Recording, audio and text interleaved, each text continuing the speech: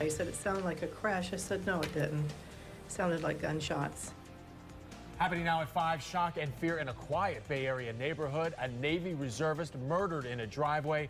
A man found dead next door, and deputies telling us their killer still on the run at this very moment. Good evening, everyone. I'm Jamison Euler. And I'm Wendy Ryan. Thanks for joining us. First tonight, neighbors in Carrollwood hearing gunshots, then finding Miriam DeEnnis's body in their driveway. A man's body then discovered at DeEnnis's home right next door. Hillsborough deputies have not released a motive, but multiple neighbors have told us they do not believe this was a random attack.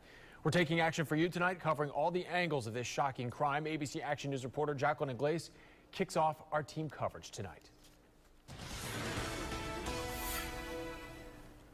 If you take a look here behind me, you can see that detectives are still working here at this home off of Fensbury Drive collecting evidence. Meanwhile, neighbors are opening up, and they have a lot of questions about what happened to the couple next door, who they describe as nice and friendly.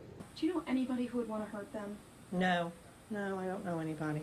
With darkness falling on Fensbury Drive last night, a chilling series of sounds pierced through the night air. I just heard 3 shots. Sounds this Carrollwood community is not used to hearing. My husband came into the room. He goes, what was that? And I said, I don't know. He said, it sounded like a crash. I said, no, it didn't. It sounded like gunshots. Calls for help pouring into 911 shortly after 9 o'clock. Multiple shots and multiple 911 calls came in. But a peer out into the black of the night did not reveal the horror awaiting them next door. U.S. Navy reservist Captain Miriam DeEnnis lay dying in the driveway next to her house.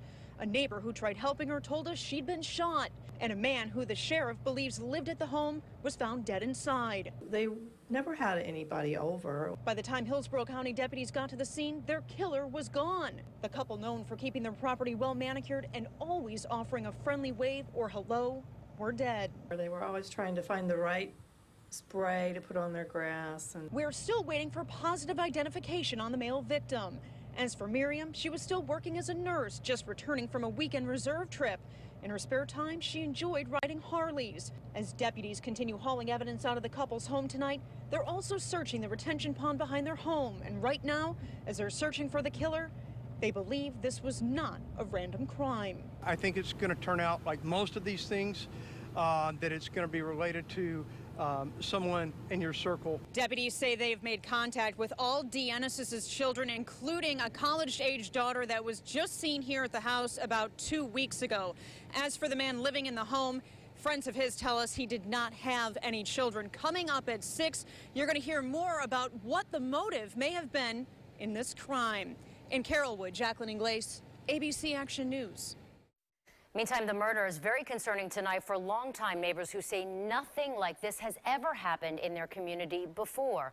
Most of the neighbors we spoke to only knew Marianne and the man she lived with in passing, but say they were nice people who moved from Virginia a couple of years ago. We're told the couple was constantly renovating their house, which neighbors say was always well kept, as she just mentioned.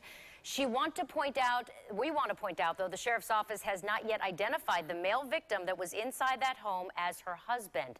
But today, while investigators scoured the area for evidence, neighbors are left heartbroken with many questions, and they're hoping someone is caught soon.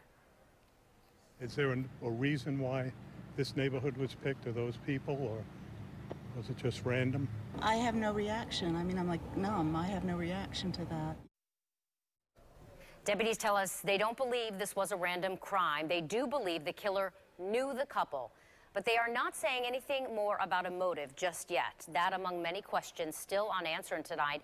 Be sure to download our free mobile app, and we will send you a push alert as soon as we learn any new developments. Jamison.